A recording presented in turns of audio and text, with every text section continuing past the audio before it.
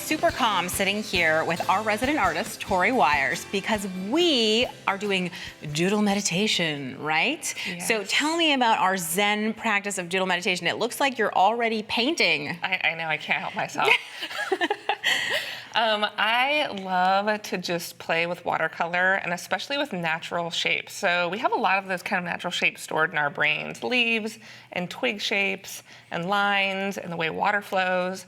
And so bringing those to mind with some watercolor and then putting some pen and ink over top is just a really fun way to fill your sketchbook with color and line and just to explore and meditate really with watercolor. So when you say meditate with watercolor, I do find making art to be a really relaxing experience, but are you doing anything special, or is it just the act of painting is putting you in a meditative place? For me, the act of painting. So the watercolor, because it just flows, it's almost like you have to let go even more. When I use acrylic, you have to kind of control the brush more and kind of get in between things. But for watercolor, the water kind of does part of the work. And so it just flows, and I allow myself to kind of let go and just go with the flow of the paint.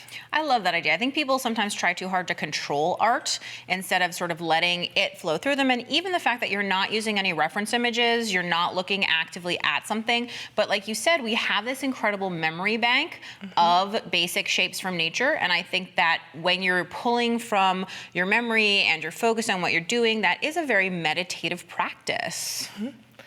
Yeah, I think adding circles and lines and just thinking about rocks are very organic. I don't think we think of rocks as beautiful, but adding some little rock shapes and putting some watercolor dots in them and just watching kind of the water flow around can be I love that your rocks are green, by the way, because sometimes I go too realistic, right? And I'm like, okay, it's a rock, it's brown. Yeah. But it doesn't have to be that way.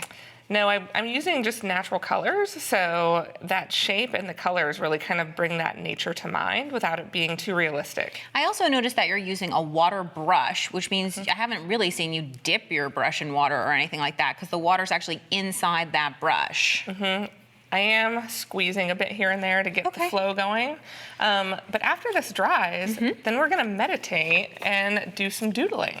Cool. So same here, I actually have a brush pen that's permanent ink. And it won't take too long for the watercolor to dry, but I have one pre-dried here just so we can get right to our doodling. And here again, it's just line, shape, and kind of representative of nature. So are you thinking of a particular object, or are you just sort of like letting it flow through you and doing what feels good?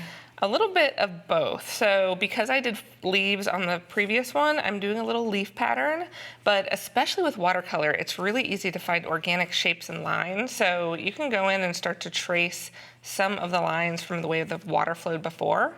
And that starts to give you some background and something to work with if you don't really have anything in mind. So you're actually just finding inspiration in the shapes that you created. And I know we actually did leaves previously, and here you've just done sort of squares of color. So it doesn't even have to be a shape from the beginning. It could be anything. Yeah, like this one is really Looks watery. like a sky. It does. Sky, could be a lake, and then even putting leaf shapes over it. There's no wrong way to do it. That's very cool. Now, do you ever go back with watercolor, or do you just stick with the doodling? I typically don't go back with watercolor, but you definitely could. I could see filling in some green or even some red on top of this, and the leaf shapes could be interesting. So what are you doing now?